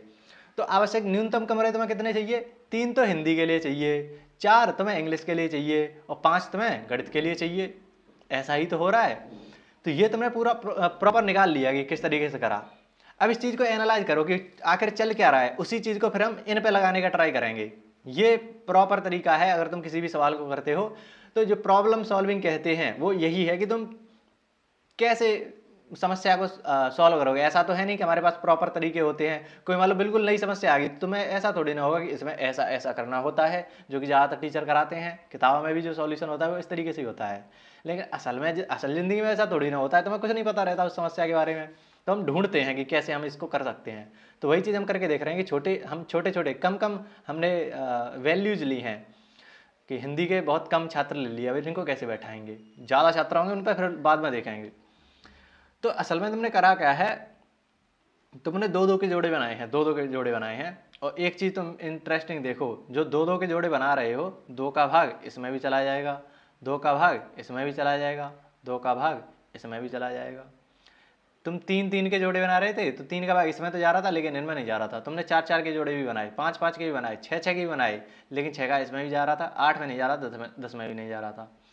सबसे बड़ी संख्या दो ही है जिसका इसमें भी भाग जा रहा है, इसमें भी भाग जा रहा है, इसमें भी भाग जा रहा है। वही चीज तो होती है एचसीएफ। सबसे बड़ी संख्या जिसका तीनों संख्याओं में भाग जा रहा है वो क्या होती है, एचसीएफ। सबसे बड़ी, इसकी फुल फॉर्म क्या होती है, महत्तम। महत्तम का मतलब महान, बड़ी, तो उसी से रिलेट कर लो, सबसे बड़ी संख्या मतलब एचसीएफ। तो दो है। तो अगर ऐसा ही हमें कोई नंबर मिल जाए, उसका अगर तुम इसमें भाग देते हो तो हमें कमरों की संख्या मिल जाती है। मतलब हमें इन तीनों संख्याओं का एचसीएफ निकालना होगा, उसका फिर हम इन तीनों में अलग अलग भाग देंगे, एचसीएफ का भाग देंगे, तो हिंदी वाले कमरे मिल जाएंगे। जैसे ये मिले थे तीन, चाहे दो का भाग छः में दो, तो तीन कमरे मिल गए ना। दो का भाग ये जो एचसीएफ है उसका भाग आठ में दिया, तो चार कमरे मिल गए। दो का भाग आठ में दोगे, चार मिलेंगे। गणित के कितने विद्यार्थी हैं,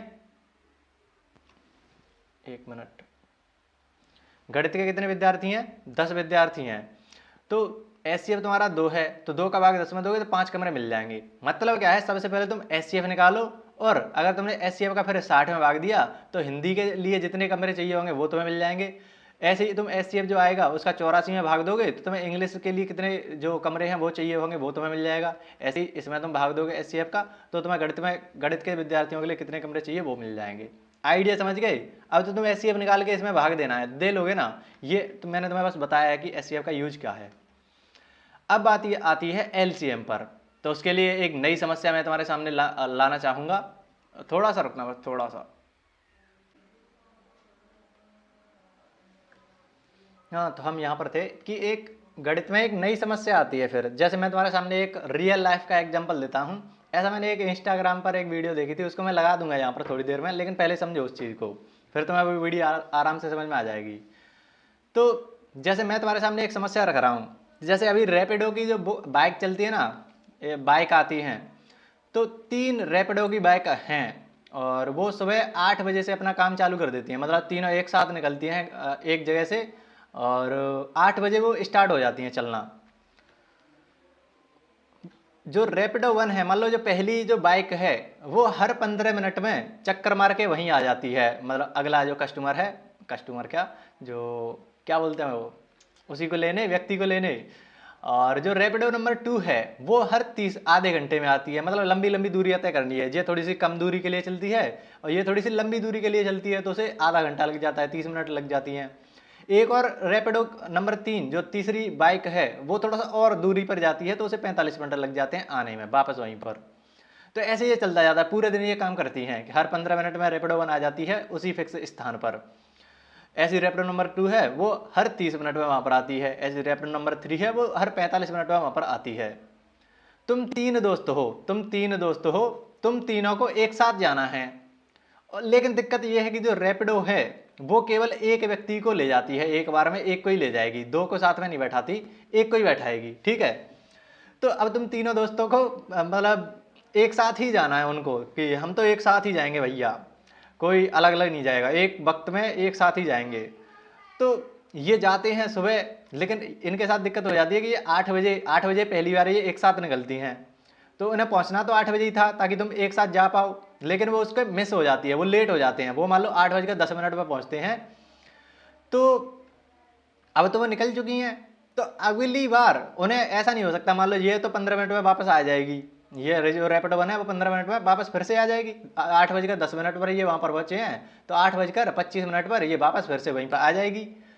लेकिन ये वाली जो है वो कब आएगी, 8 बजकर, सॉरी क्या लिखा है मैंने, ये तो वो तो 8 बजे स्टार्ट हुई थी, तो 15 मिनट बाद यानी कि 8:15 पे ये जो पहली वाली है वो आ जाएगी।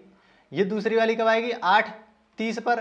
तो 15 वाली तो पहले आ चुकी है, तो एक व्यक्ति ही जा सकता है। फिर ये 30 वाली आएगी तो दूसरा व्यक्ति चला जाएगा। फिर 45 पर 8:45 पर तीसरी वाली आएगी तो तीसरा व्यक्ति चला जाएगा।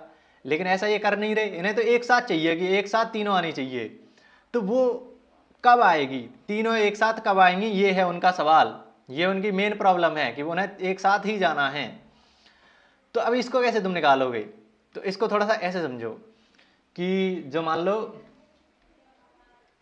जो पहली बाइक है वो क्या है, 8 बजे से स्टार्ट हो रही है, ठीक है, 8:0 है। तो यहाँ से वो स्टार्ट हुई, यहाँ से वो स्टार्ट हो रही है, फिर वो कहाँ पर आएगी? 8:15 पर फिर से उसी स्थान पर आएगी।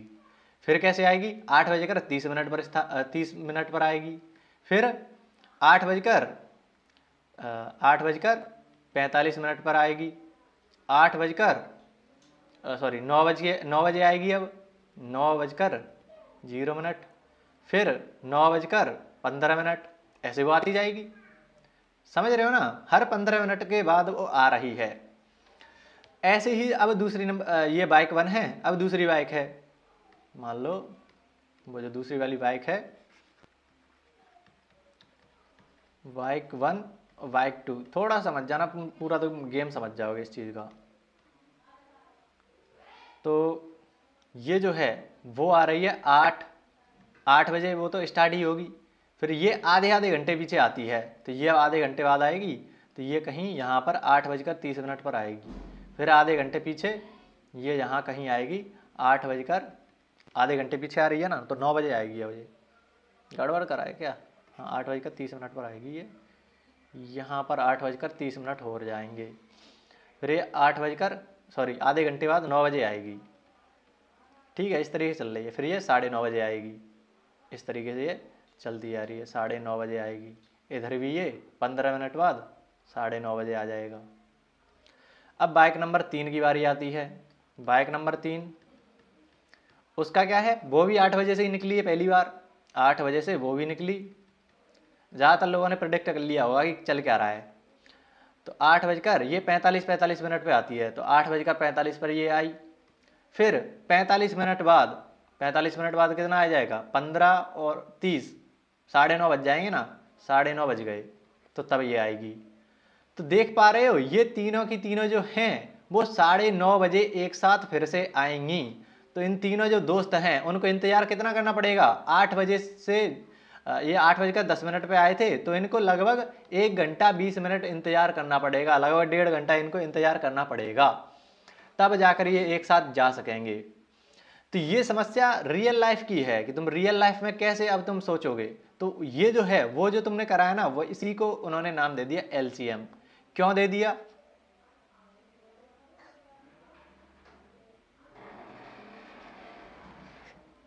सॉरी।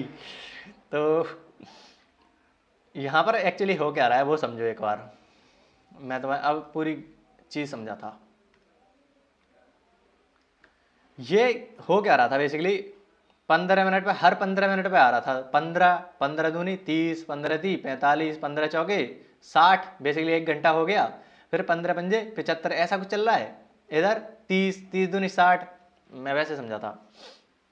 हर 15 मिनट में आ रहा है वो, ठीक है, हर 15 मिनट में आ रहा है। तो बाइक 1 जो है वो हर 15 मिनट पे आ रही है, यानी 15 मिनट, फिर 15 मिनट बाद आएगी, जो 15 दूनी 30, फिर 15 ती 45, 15 चौके 60, 15 पंजे 75, मिनट में चल रही है ये, मिनट में। 15 छिक्के 90, 15 हत्ते 105। तो इस तरीके से चलता जाएगा, पहाड़ा चल रहा है, पहाड़ा ऐसे ही। तो ये जो है ना, ये जो मैंने पूरी चीज लिखी है वो एक्चुअली है क्या, ये 15 के गुणज हैं। 15 का गुणा करा 2 से तो ये आ गया, 15 का गुणा करा 3 से तो 45 आ गया, 15 का गुणा करा 4 से तो 60 आ गया, 15 का गुणा 5 से करा तो 75 आ गया, 15 का गुणा 6 से करा तो 90 आ गया, 15 का गुणा 7 से करा तो 105 आ गया। तो ये जो जितने भी हैं, ये जो जितने भी आ रहे हैं, और खुद 15, क्योंकि 15 का 1 से गुणा करोगे तो 15 ही आएगा। तो ये जो जितने भी संख्याएं तुम्हें दिख रही हैं वो एक्चुअल में गुणा करने पर प्राप्त हो रही हैं, यानी कि ये क्या हो जाएंगी, इनको उन्होंने नाम दे दिया गुणज। गुणा करने पर प्राप्त होने वाली संख्याएं हैं तो ये इनका नाम दे दिया गुणज। ये किसके गुणज हैं? 15 के गुणज हैं, 15 के पहाड़े में आए। गुणज को तुम बोल दो कि जो पहाड़े में आए, अगर बिल्कुल देसी लैंग्वेज में बोलना है कि जो पहाड़े में आए, जो पहाड़े में आए।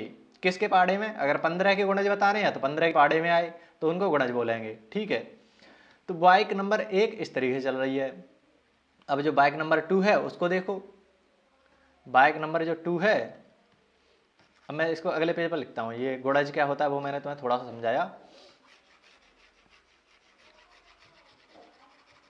अब तुम बाइक नंबर 2 पर ध्यान देना। बाइक नंबर 2, बाइक नंबर 2 क्या है? हर 30 मिनट में आती है, तो 30 मिनट में आएगी, फिर 60, फिर 90 मिनट, फिर 120 मिनट, ऐसे ये चलती जाएगी। ऐसे नंबर बाइक नंबर 3 जो है वो क्या है? हर 45 मिनट बाद आती है, तो 45, फिर 45 मिनट बाद यानी कि 90 मिनट बाद, फिर 45 यानी कि 135 मिनट बाद, इस तरीके से चल रहा है। तो ये सारे क्या हैं? गुणज हैं, गुणज हैं, गुणज हैं। ये सब क्या है? गुणज है, गुणज। अब मैं तुमसे कह रहा हूं ये जो गुणज हैं उनमें कॉमन क्या है? कॉमन क्या है कि एक साथ तीनों कब आ रहे हैं? तो 15 15 यहाँ पर है लेकिन 15 इन दोनों में नहीं है, 30 यहाँ पर है, 30 यहाँ पर है लेकिन यहाँ पर नहीं है। तीनों में कॉमन क्या होगा? 45 यहाँ पर नहीं है, 60 60 लेकिन यहाँ पर 60 नहीं है, 75 90 90 पर तुम नज़र डालो तो 90 यहाँ पर भी है, 90 यहाँ पर भी है, 90 यहाँ पर भी है। तो पहली बार हमें कॉमन चीज़ मिल रही है गुणज में। तो गुणज में हमें एक कॉमन चीज़ मिल गई, और वो क्या है? इसके बाद भी अगर तुम देखो तो 120, 15 को और बढ़ाओगे, 15 छिक्के 105, 15 सत्ते 120 आएगा, 15 सत्ते 120। और बेसिकली तुम इस तरीके से बढ़ाते जाओगे तो एक टाइम पर आकर 180 आएगा। इधर भी 180 आने वाला है क्योंकि 30 120 आएगा, 150 आएगा, 180 इसमें भी आएगा, तो 180 इसमें भी, 180 इसमें भी, और इसमें भी देखो तो 45 का तुम पढ़ते जाओ, 45, फिर इसके बाद ही 180 आ जाएगा, जस्ट इसके बाद ही 180 आ जाएगा। तो ये कॉमन आ रहे हैं। तो ये जितने भी कॉमन आते जाएंगे उनमें सबसे छोटा वाला जो कॉमन है वो तो 90 ही है। सबसे पहला, सबसे छोटा जो कॉमन गुणज आ रहा है वो तो 90 ही है, तो यानी कि लघुत्तम है ये 90, सबसे छोटा यानी कि लघुत्तम। और यही तुम्हारा आंसर आ रहा था। तुम अगर इस वाले में देखो, कहाँ गया वो सवाल, तो एक्चुअल में हो क्या रहा था, 90 हमारा आंसर आ रहा है ना, 90 मिनट हमारा जो एलसीएम है, लघुत्तम वेनिस्ट गुणज जो आ रहा है वो 90 मिनट है। 90 मिनट को अगर घंटों में बदलो तो कितना आएगा? 1.5 घंटा। 1 घंटे में 60 मिनट प्लस 30 मिनट और, यानी कि 1 घंटा और आधा घंटा, 1.5 घंटा हो गया ना। तो 8 बजे के बाद ये 1.5 घंटे बाद आने वाली है 90 मिनट, यानी कि 1.5 घंटा। तो 8 बजे के बाद 1.5 घंटे बाद 9:30 बजे ये आएगी। जो बाइक हैं तीनों एक साथ आएंगी। तो बेसिकली ये यही चीज़ कह रहा है कि ये जो तुमने निकाला, ये जो समस्या हल करी है उसमें तुमने यही चीज़ करी है कि तुमने सबसे पहले गुणज करे उस चीज़ के, जो भी तुम्हें तीनों की, ये जो तीनों चीज़ें दे रखी थी, 15 मिनट में आती है, हर 30 मिनट में आती है, हर 45 मिनट में आती है, तो वो तुमने गुणज निकाला सबसे पहले। फिर उसमें तुमने कॉमन ढूंढा कि 90 180 तीनों में कॉमन आ रहे हैं, फिर उनमें सबसे छोटा वाला कौन सा है, तो 90 है। तो वही चीज़ को उन्होंने नाम दे दिया LCM। एम का मतलब होता है हिंदी में गुणज, मल्टीपल कहते हैं इंग्लिश में। सी जो है उसको कहते हैं कॉमन, हिंदी में कहेंगे ओवेनिस्ट। एल का मतलब होता है लोएस्ट, लोएस्ट को हिंदी में कहते हैं LCM, हाँ सॉरी लघुत्तम। तो एलसीएम जो कंसेप्ट है वो कैसे निकल के आ रहा है वो भी तुम्हें समझ में आया होगा। एलसीएम की अगर मैं फुल फॉर्म पूछूं तो lowest common multiple, multiple, multiple यानी कि गुणा, जो गुणा में हो उसे हम गुणज कहते हैं। तो ये तो हो गया गुणज। कॉमन का मतलब वेनिस्ट, वेनिस्ट, और लोएस्ट का मतलब लघुत्तम। तो मैं तो कहूँगा एलसीएम के फुल फॉर्म तो इसी को बोला करो, लघुत्तम वेनिस्ट गुणज, लघुत्तम वेनिस्ट गुणज। और इसको तुम शॉर्ट में लघुत्तम समापवर्त्य बोलते हो, लघुत्तम समापवर्त्य, ये नाम तुम किताबों में देखते हो, जिसको शॉर्ट में लासा भी बोल देते हैं, एलसीएम को लासा भी बोल देते हैं। लेकिन इस शब्द से तुम्हें ज़्यादा कुछ मतलब समझ में आ नहीं रहा है। अगर तुम इसका सही शब्द इस्तेमाल करो तो इसको करा करो, इससे तुम्हें पूरा गेम समझ में आ जाता है कि सबसे पहले तो गुणज निकालो, फिर कॉमन ढूंढो, फिर सबसे छोटा वाला कॉमन ढूंढ लो। इससे तुम्हें कुछ समझ में नहीं आ रहा कि क्या करना है। लघुत्तम का मतलब बस तुम्हें पता है छोटा, समापवर्ती का कुछ नहीं पता तुम्हें, लासा का तुम्हें कुछ नहीं पता। तो जब भी तुमसे बोलूँ कि एलसीएम निकालो या लासा निकालो, तुम्हें सबसे पहले ये फुल फॉर्म लिख देनी है, लघुत्तम उभयनिष्ठ गुणज। फिर तुम गुणज निकालना, गुणज निकालना तुम्हें आता है, पहाड़े पर दो। गुणज का मतलब पहाड़ा, बहुत ही अगर सिंपल शब्दों में समझना चाहो तो गुणज का मतलब पहाड़ा, तो पहाड़े लिख दो और उसमें कॉमन ढूंढ लो, और कॉमन ढूंढकर जो सबसे छोटा वाला हो उसको ढूंढ लो। अब तुम्हें और चीज़ मैं समझाऊँ, जैसे ये तुमने गुणज निकाले थे, जैसे मैं 15 और 30 इन दोनों का एलसीएम निकालना चाह रहा हूँ, एलसीएम इन दोनों का मैं एलसीएम निकालना चाह रहा हूँ। तो एलसीएम निकालना चाह रहा हूँ तो सबसे पहले फुल फॉर्म लिख दो उसकी, तो गुणज उभयनिष्ठ और लघुत्तम उल्टा चला करो। सबसे पहले गुणज निकालो, तो 15 गुणज क्या होते हैं, 15, 30, 45, 60, 75 और 90 इस तरीके से चलते हैं। 30 के गुणज क्या होंगे, 30, 60, 90, 120 इस तरीके से। तो तुमने सारे के सारे गुणज निकाल लिए। अब वो कह रहा है कॉमन ढूंढो, तो इन दोनों में कॉमन क्या आ रहा है, 30 यहाँ पर भी है, 30 यहाँ पर भी है, 45 यहाँ पर है, 60 यहाँ पर भी है, 60 यहाँ पर भी है, 90 यहाँ पर भी है, 90 यहाँ पर भी है, तो तुम्हें कॉमन भी मिल गए। अब जो कॉमन आ रहे हैं उसमें सबसे छोटा वाला बता दो, सबसे छोटा वाला बता दो। तो सबसे छोटा वाला तो 30 ही है जो कॉमन भी है, तो इसका जो एलसीएम आएगा वो कितना आ जाएगा, 30 आ जाएगा। सिंपल है ना एलसीएम निकालना। तो इस तरीके से निकाला जाता है। लेकिन तुम बोलोगे हम तो वही करते हैं भैया, इस तरीके से 30 लिखेंगे फिर 2 का भाग देंगे। उस चीज़ को समझाऊँ मैं या ज़्यादा ही डिटेल हो जाएगा? चलो उससे पहले तुम ये चीज़ समझो। अब हमारा जो एलसीएम आ रहा है वो क्या आ रहा है, या एलसीएम को छोड़ो, जो एचसीएफ होता है वो क्या होता है, एचसीएफ एक प्रकार का गुणनखंड ही तो होता है। गुणनखंड ही तो होता है वो, और कुछ तो नहीं होता, गुणनखंड होता है सिंपल। गुणनखंड मतलब टुकड़ा, टुकड़ा मतलब छोटा। तो एचसीएफ जो होता है वो हमेशा संख्या से हमेशा छोटा होता है। अब यहाँ पर देखो तुम, एलसीएम क्या होता है, एलसीएम भैया एक गुणज होता है। यहाँ पर देखो तो गुणज क्या हो रहे हैं, गुणा, ये सारे गुणज हैं। हमने 15 के 30 के गुणज निकाले हैं। क्या ये जो गुणज आ रहे हैं वो इस संख्या से छोटे हैं या बड़े, वो तुम बता दो बस मुझे, तो वही पूरा गेम खत्म कर देगा। तुम कहोगे भैया ये जो 90 है, 120 है, वो तो 30 से बड़े आ रहे हैं, तो ये जो गुणज आते हैं वो या तो 30 से बड़े होंगे या बराबर होंगे। 30 बराबर ही तो है, तो ये जो गुणज आता है वो संख्या से बड़ा आता है। गुणज ही एक तरीके से हमारा एलसीएम होता है। गुणज में से ही तो एलसीएम निकालते हैं, ये सारे गुणज थे, इन्हीं में से हमने 30 को एलसीएम बता दिया। तो गुणज, ये जो एलसीएम है वो भी तो गुणज ही है। तो ये जो गुणज है एलसीएम आता है वो भी हमेशा संख्या से बड़ा आएगा। एलसीएम बड़ा आता है और एचसीएफ छोटा आता है। तुम इसकी फुल फॉर्म से ये चीज़ समझोगे, नहीं तो इस पहले शब्द से मान लो तुम समझोगे कि एलसीएम का मतलब होता है लघुत्तम, लघुत्तम मतलब छोटा, यानी कि एलसीएम छोटा होता होगा। ये लॉजिक मत लगा देना, तुम्हें गुणज पे जाना है। गुणज का मतलब होता है पहाड़े, और ये जो गुणज आ रहे हैं पहाड़े होते हैं, वो तो संख्या से बड़े ही होते हैं। तो जो एलसीएम होगा वो भी पहाड़ों से आ रहा है, यानी कि एलसीएम भी बड़ा होगा।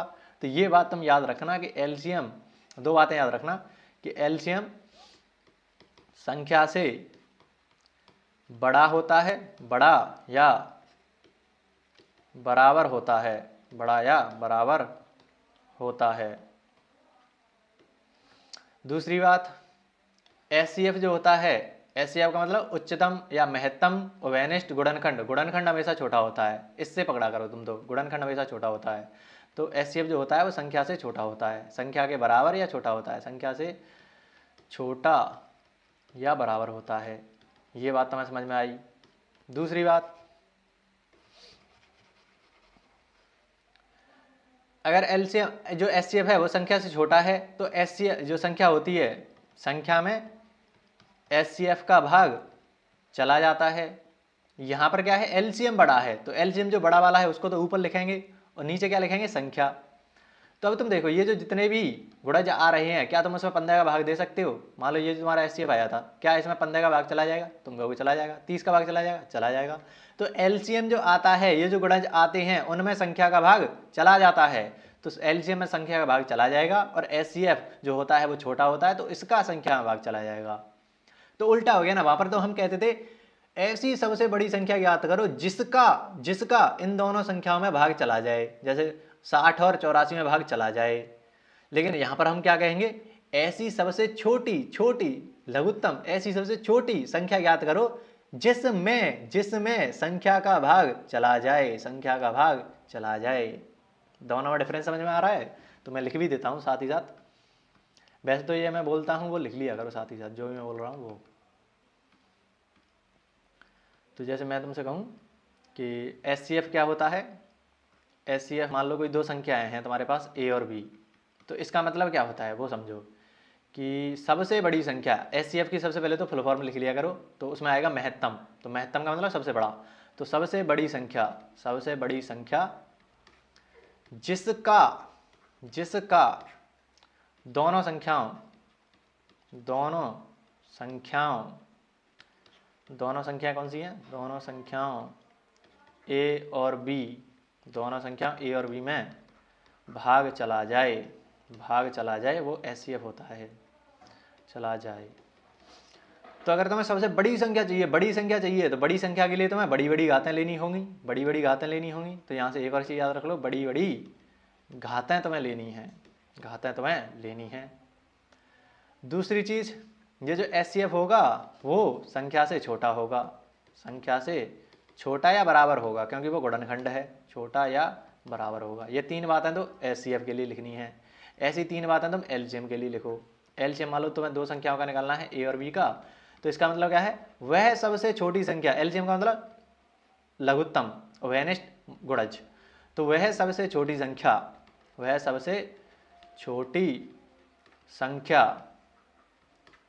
जिसमें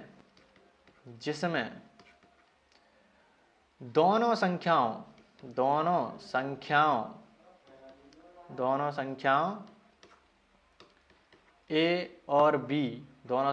ए और बी का भाग चला जाए। दूसरी बात, अगर तुम्हें सबसे छोटी संख्या चाहिए तो छोटी छोटी घातें तुम्हें लेनी है गुणनखंड करते वक्त, अभाज्य गुणनखंडन के टाइम पर। अब तुम कहोगे यहाँ पर अभाज्य गुणनखंडन कैसे आ गया, ये तो गुणज था। एचसीएफ में होता है गुणनखंडन, तो समझ जाओगे, अभी थोड़ा सा टाइम दो मुझे। एलसीएम ये बात होगी, और क्या बात लिखी थी हमने, जो एलसीएम होगा वो संख्याओं से बड़ा होगा, संख्याओं से बड़ा या बराबर होगा, क्योंकि वो गुणज होता है। ये बात क्यों लिखी मैंने, क्योंकि एम का मतलब होता है गुणज, पहाड़ा हमेशा बड़ा होता है। और ये मैंने क्यों लिखी बात है, क्योंकि हमें सबसे छोटी संख्या चाहिए, लोएस्ट का मतलब लघुत्तम। वह सबसे बड़ी छोटी संख्या जिसमें को ध्यान रखना है, यहाँ पर जिसमें मतलब समझो, एलसीएम जो था वो ये था 30, तो 30 में तुम दोनों संख्याओं का भाग दे सकते हो, तो जिसमें दोनों संख्याओं का भाग चला जाए वो एलसीएम।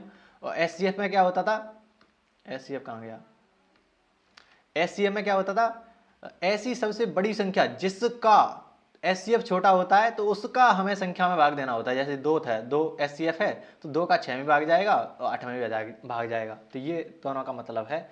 थोड़ा थोड़ा तुम्हें समझ में आया होगा, अगर ज़्यादा नहीं तो थोड़ा थोड़ा तुम्हें समझ में आ चुका होगा कि एलसीएम क्या है, एचसीएफ क्या है।